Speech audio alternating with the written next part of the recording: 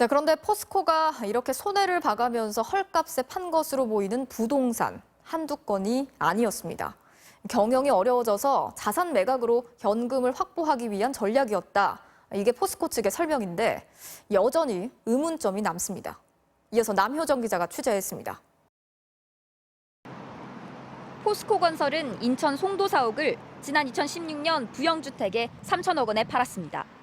2010년 이 건물을 짓기 위해 대출한 돈만 3,500억이 넘는데 600억 원 정도를 손해보고 판 겁니다.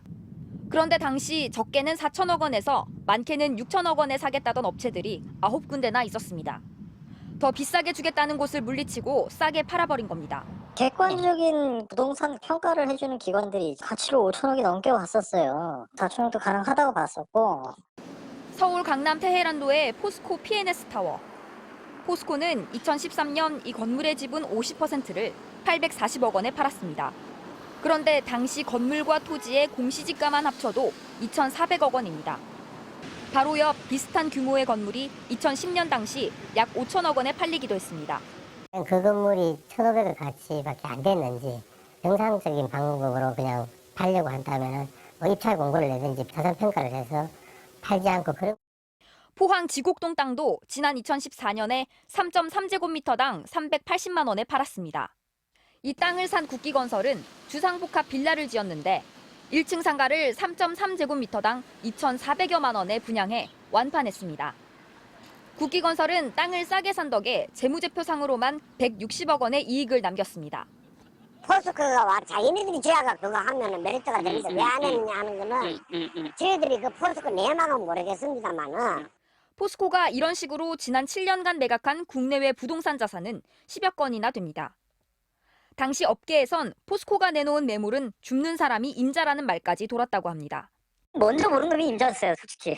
포스코 물건은 네, 그러니까 어떻게든 줄만 닿으면 사면은 정말 눈 감고 수익률 좀 먹을 수 있는, 참 이게 줄 닿는 게 쉽지 않잖아요. 왜 자산들을 집중적으로 팔았는지에 대해 포스코는 2013년부터 부채 비율이 급증해 재무 구조를 개선해야 했다면서 매각 관련 검찰 수사가 있었지만 범죄 사실이 발견되거나 임직원이 기소된 바가 없다고 반박했습니다.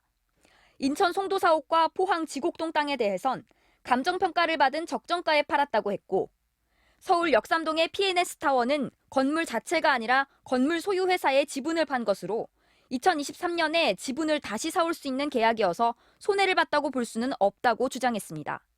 하지만 전직 포스코 직원들은 실제로는 더 비싼 값에 팔고 이면 계약을 통해 비자금을 조성했을 가능성이 있다는 의혹까지 제기하고 있습니다. 어쩔 수 없이 싸게 팔 수밖에 없는 압력이나 이런 게 있어야지 움직일 수 있는 거지. 최고 경영자까지 보고가 되고 움직였던 거지. 그 밑에서 결정했다고는 보기 어려웁니다. 결국 포스코 자산의 매각 과정에서 누군가 부당하게 이익을 챙겼는지 보다 적극적인 검찰 수사가 필요해 보입니다. MBC 뉴스 남효정입니다.